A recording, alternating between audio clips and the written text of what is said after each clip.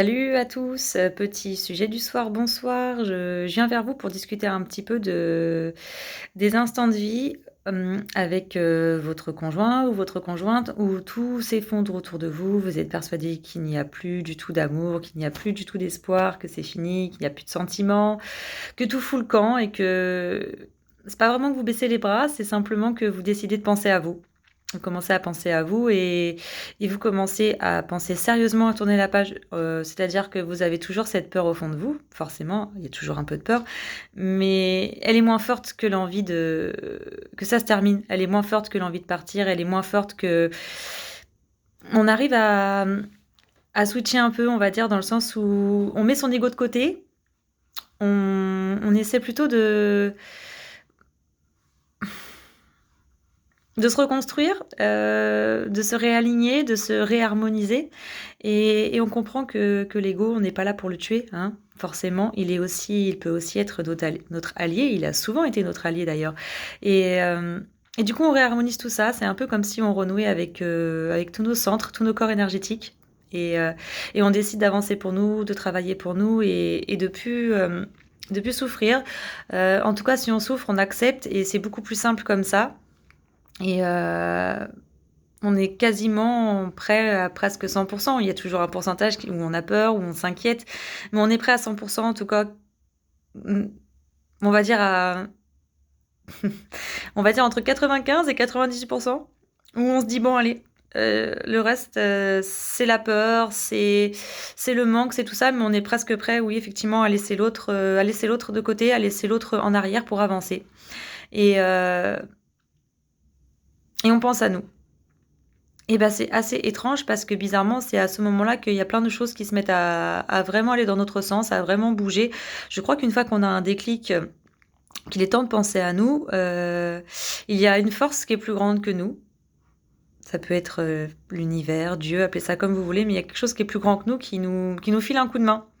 Qui nous file un coup de main et d'un seul coup, vous allez voir beaucoup plus, en tout cas si vous n'en aviez plus, vous allez voir beaucoup plus de signes qui vont aller dans votre sens.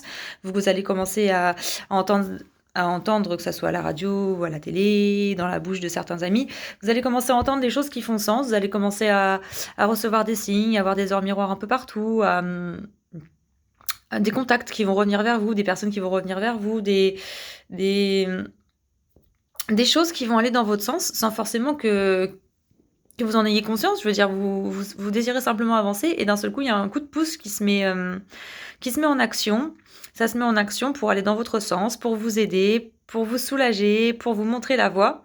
Et en même temps, de l'autre côté, du coup, ça fait pour votre partenaire, homme, femme, peu importe, il y a une espèce de petite mort, si puis-je dire, qui se met en route de l'autre côté. Une petite mort avec une prise de conscience. C'est-à-dire que de l'autre côté, la personne a l'impression un peu de vivre un déchirement, de vivre euh, pas forcément un abandon, mais de vivre un grand temps de solitude, effectivement, comme si on allait partir.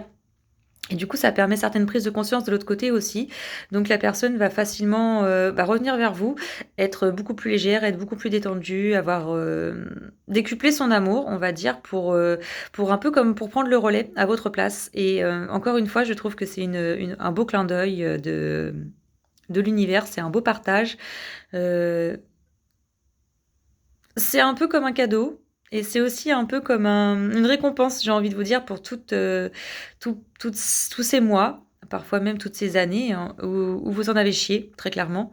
Et vous avez plusieurs fois perdu espoir, mais qu'il y avait toujours quand même une petite flamme qui restait et qui se remettait toujours en route et vous nourrissiez encore le couple et vous nourrissiez encore la vie de l'autre et vous étiez encore dans le sacrifice et tout ça consciemment et aussi inconsciemment, on va pas se mentir, eh bien c'est comme si c'était un peu une récompense. Alors je dis pas que ça va tout faire, attention, ça va pas faire revenir tous vos sentiments par magie, ça va pas faire renouer toute l'harmonie du couple, ça va pas faire renouer tout l'amour, ça va pas tout faire, hein. C'est juste que c'est, on va dire, un premier échelon sur cette échelle. Vous allez pouvoir regravir un peu la montagne à deux. C'est comme si vous aviez tiré l'autre pendant des mois, des années, selon les personnes, selon les couples, hein, parce que là, je vais pas parler de mon cas, hein, je parle vraiment pour tout le monde. C'est comme si vous aviez porté la personne pendant plusieurs mois et plusieurs années et du coup, vous n'avez pas réussi à la faire monter avec vous. Vous êtes quand même vachement bien monté et arrivé en haut, vous en avez marre de tirer l'autre et vous l'avez un peu laissé tomber. Donc il s'est cassé un peu la gueule de quelques échelons, mais pas jusqu'en bas, hein. On n'a pas besoin de descendre tout en bas. Après, ça dépend des relations. Il y en a qui vont très très haut, il y en a qui tombent très très bas. On va parler sur une règle générale, on va rester sur un espèce d'équilibre. Voilà, c'est comme si l'autre s'était cassé la gueule de quelques échelons et voilà, vous avez pris un peu votre envol. Et je ne sais pas, au bout de quelques semaines, quelques mois, quelques années, eh bien, d'un seul coup, il remonte plein d'échelons pour se remettre à votre niveau. Et au moment où vous allez le laisser tomber, c'est comme si c'est lui qui vous retirait vers le haut pour s'accrocher et accrocher votre couple. C'est assez fou, cette espèce de switch d'énergie, de switch énergétique, de switch de... Comment dire de, de joie, de patates pour deux, tu vois, de résilience à pas laisser tomber, d'énergie, enfin, je sais pas, tout ça qui se...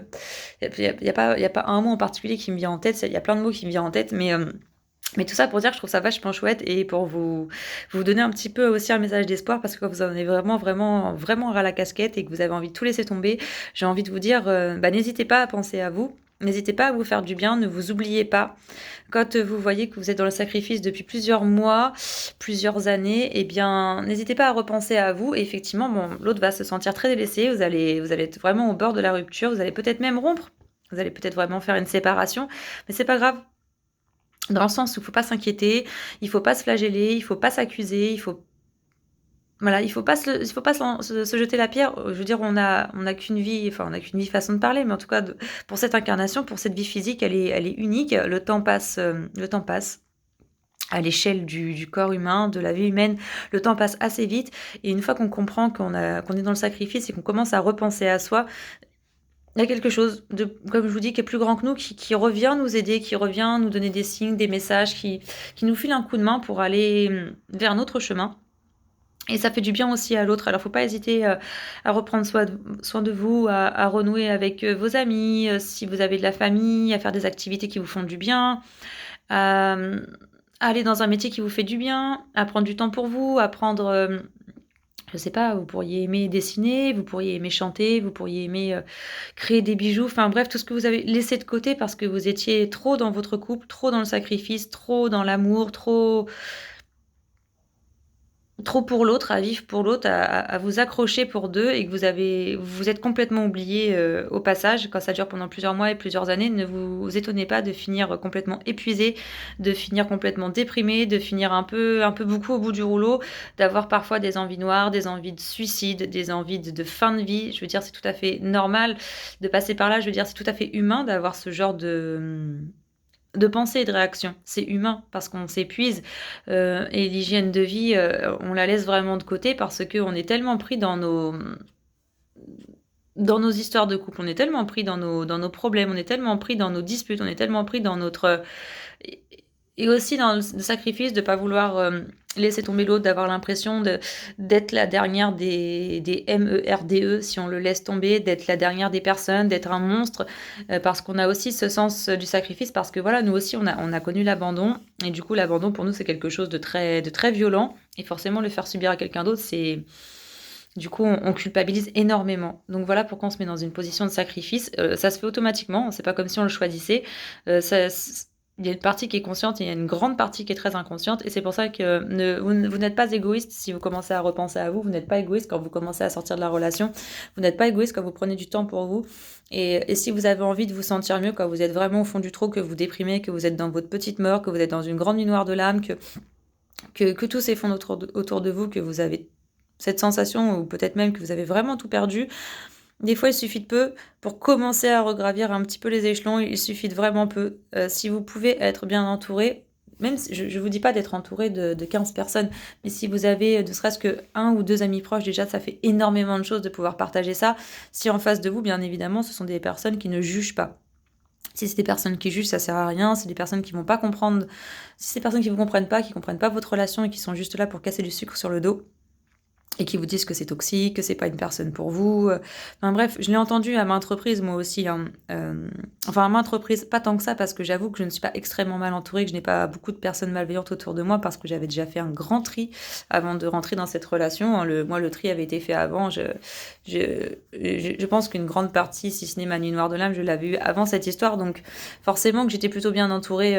Enfin, je suis plutôt bien entourée, mais j'ai déjà quand même entendu que c'était une personne toxique pour moi, que c'était une relation qui n'était pas faite pour moi, que j'étais une fille qui était malheureuse, qu'il fallait que je laisse tomber, qu'il fallait pas que je m'enferme dans tout ça. Et forcément que bah, ça touche, ça blesse, ça met des idées dans la tête, ça n'aide pas. Alors si vous êtes bien entouré, même si ce n'est que une ou deux personnes, et bah, ça suffit largement pour pouvoir échanger, pour pouvoir parler, pour pouvoir sortir ce que vous avez sur le cœur, que ce soit amis, que ce soit famille. Si vous avez les deux, c'est encore mieux. Accrochez-vous à tout ce que vous pouvez avoir de bon et de juste autour de vous pour sortir la tête de l'eau. Ça peut être très long, ça peut prendre des semaines, ça peut prendre des mois. Vous pouvez passer par des phases d'idées noires, comme je disais, des idées suicidaires. Vous pouvez passer par des phases de repli sur vous, vous passez par des phases où vous ne voyez plus personne, mais vous pouvez au moins garder le contact via le portable. Juste le portable, déjà, ça peut faire beaucoup de choses. Si vous pouvez échanger, ne serait-ce que par vocal, par SMS, essayez de garder un contact quand vous voyez que ça devient trop dur, que vous vous sentez seul et que vous êtes vraiment au bord du précipice. Et accrochez-vous à n'importe quoi. Si vous aimez jouer d'un instrument de musique, si vous aimez peindre, si vous aimez la lithothérapie, si vous aimez les balades en forêt, faites-le pour essayer de vous retrouver petit à petit, doucement, au fur et à mesure. Le travail, si vous n'en avez pas et qu'il y a quelque chose qui vous plaît, commencez à vous renseigner un petit peu, même si vous êtes complètement dans une phase de tristesse, de noirceur. Juste se renseigner sans vous dire que vous allez le faire, sans vous dire que demain vous allez sauter par toute joie. Non, c'est juste commencer des petites recherches pour que ça donne envie à votre être de sortir de tout ça, parce que votre être, il va avoir envie de revoir le soleil, de revoir la joie. Et donc, se renseigner sur des formations, sur des métiers, commencer à checker un peu sur Internet. Voilà, c'est pas grand-chose, mais c'est juste mettre des choses en action. Ne pas se laisser complètement submerger et couler en se disant que plus rien n'ira, en se disant que la vie va s'arrêter, en se disant que sans l'autre, il n'y a plus rien, que sans l'autre, nous ne sommes plus rien. C'est complètement et entièrement faux. Il y aura toujours l'autre, quoi qu'il se passe. De toute façon, on ne peut pas se couper de ce lien. Même si on le veut, même si vous faites ces saletés de bonhomme allumette que je recommande pas du tout, ça on en parlera dans une autre vidéo si vous voulez, les fameux bonhommes allumettes, mais sincèrement c'est du grand n'importe quoi, mais pourquoi pas, hein. Mais vous pouvez faire ce que vous voulez, vous pouvez même aller voir un chaman, vous pouvez aller voir des énergéticiens, c'est des liens qui se coupent pas, c'est des liens, c'est comme ça, ce lien est là avant que le monde soit monde, j'ai presque envie de vous dire. Donc même si vous refaisiez votre vie dans quelques mois, quelques années, peu importe, et seul ou avec quelqu'un d'autre, je veux dire, ce lien, il sera toujours là. Vous aurez toujours cette personne, ce lien en vous, dans votre âme, dans votre être, dans votre cœur, et toute votre vie, vous aimerez cette personne. Donc, j'ai envie de vous dire, du coup, pourquoi perdre autant son temps à pleurer et à être dans le deuil? C'est normal de ressentir ça à l'échelle humaine et à l'échelle du physique, mais on peut aussi décider vraiment de sortir de ça. On peut décider de dire merde. On peut décider de dire je veux vivre. On peut décider de mettre un pas en dehors de la dépression, quoi. On peut vraiment le décider et à partir de ce moment-là, c'est fou, mais c'est vraiment fou comme les énergies reviennent à vous. Comme les petits coups de pouce reviennent à vous, comme les signes reviennent à vous, et comme tout d'un seul coup, c'était comme si vous étiez poussé par un élan et vous vraiment, c'est à ce moment-là qu'on se rend compte qu'on est vraiment, mais vraiment jamais seul, quoi. C'est formidable. Donc, petit message d'espoir si vous êtes au fond du trou pour vous dire que rien n'est perdu et que des fois, avec peu de choses, au niveau du corps physique, on peut soigner ses maux. Ça passe aussi par une bonne hygiène de vie. C'est pas juste avoir des pensées positives et faire de la méditation. C'est bien s'hydrater, c'est manger correctement, c'est essayer d'avoir des pensées, un courant de pensée qui va devenir plus positif, et essayer de changer toutes ces croyances, quoi. Et c'est là où on attaque vraiment, où on continue d'ailleurs, si vous avez déjà commencé, mais le travail personnel. C'est là où on rentre dans un travail personnel. C'est-à-dire qu'on n'est plus dans les thérapies, le travail personnel où on vient pour penser les blessures de l'enfance. On n'est plus dans les les blessures de l'enfance, les blessures à deux. On n'est plus dans les thérapies où on vient soigner le présent, tu vois. On sort de ce truc-là et là, on commence à faire vraiment un travail sur soi, pour soi. Et donc, du coup, c'est là qu'on fait des thérapies vraiment personnelles, où on va revenir sur nos propres croyances, sur nos blessures d'enfance, sur tout ce qui a fait qu'aujourd'hui on en est là, sur tout ce qui a fait qu'aujourd'hui on souffre ou non. On fait plus des thérapies en pensant à deux. Tu vois ce que je veux dire? On fait plus des thérapies en pensant à deux ou en pensant pas forcément qu'à son conjoint, mais on fait plus des thérapies en lien avec sa famille, en lien avec sa mère, son frère, sa mère. Non, on commence vraiment à faire des thérapies et quand je dis thérapie, j'englobe toutes les thérapies, hein, je veux dire. Ça peut être de la PNL, ça peut être un psychopraticien type hypnothérapeute, ça peut être un psychologue, ça peut être un praticien qui fait de l'EFT, ça peut être des tas de sortes de thérapies. Je veux dire, là, on commence vraiment à faire un travail pour soi, avec soi, et pas pour les autres, pas en lien avec sa mère, pas en lien avec son conjoint, mais vraiment en lien avec soi. Et du coup, on commence aussi à voir le bout du tunnel et à trouver un peu plus de sens, et on va un peu plus vers son chemin de vie, vers les choses qui sont bonnes pour soi. Voilà, c'est un peu le petit message du soir d'espoir, on va dire, parce que je sais à quel point c'est dur quand on est au fond du trou, je sais à quel point c'est dur quand on se sent seul, je sais à quel point c'est dur de vivre, j'allais dire sans l'autre, je sais même pas si ça se dit parce qu'au final on est dans un véritable déni, parce qu'au final on vit jamais sans l'autre, même si j'ai envie de vous dire, vous pouvez le mettre à 15 000 kilomètres, vous pouvez même le mettre sur une autre planète. On est dans le déni parce qu'au final on vit jamais sans l'autre, même quand on n'y pense plus, il est tout le temps là et on y pense tout le temps de toute façon. Même quand on avance pour soi, je veux dire, il est tout le temps là, mais c'est juste que c'est plus douloureux. C'est un peu comme vivre avec son ami intime, mais sur soi, dans sa petite poche, je sais pas comment le dire, mais enfin voilà, c'est un grand message d'espoir pour vous dire que vous n'êtes pas seul, on est quelques centaines de milliers à passer par là, et voilà. Et j'ai envie de dire, quand on arrive à créer une communauté sur une chaîne YouTube, sur une page Facebook, sur un TikTok, enfin peu importe le réseau, le canal que vous allez choisir, aussi quand on est une communauté, c'est ce qui permet aussi de s'entraider. Et c'est aussi pour ça que j'ai fait cette chaîne, pour que vous vous sentiez moins seul, pour qu'il y ait une connexion, qu'il y ait un partage et qu'on puisse avancer ensemble, et même moi avec vous. Et je serais ravie de vous raconter mon histoire, mon parcours, le comment, du pourquoi, enfin bref, je serais ravie de vous raconter des tas de choses et de pouvoir vous aider. J'ai aussi les cartes, j'ai le pendule, je peux faire même un... J'ai beaucoup, beaucoup, beaucoup, beaucoup de connaissances aussi en termes de nutrition, de certains compléments alimentaires. Alors attention, je ne suis pas médecin, je ne suis pas là pour remplacer un traitement, je ne suis pas là pour remplacer les conseils d'un médecin traitant qui est diplômé, pas du tout, c'est pas ce que je suis en train de dire.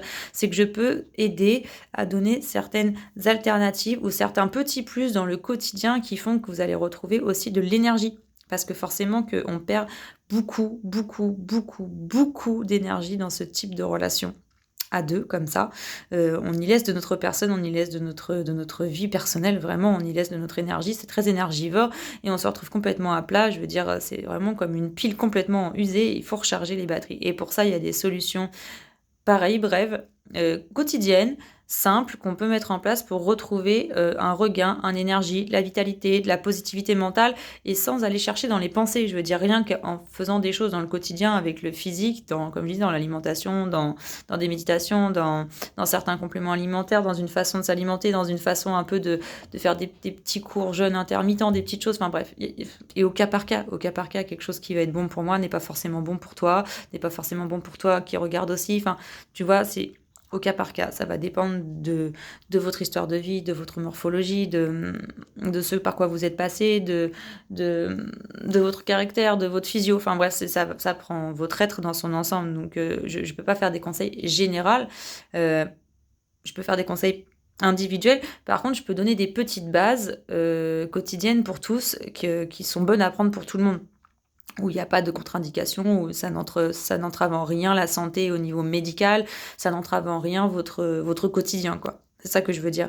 Je peux vraiment donner pas mal de tuyaux aussi pour ça. Si vous êtes à plat, si vous n'avez plus d'énergie, si vous avez plein de pensées noires, si vous ruminez, s'il n'y a plus rien enfin, si tout fout le camp. Vraiment, des petites, petites, petites choses au quotidien, tous les jours, peuvent faire beaucoup.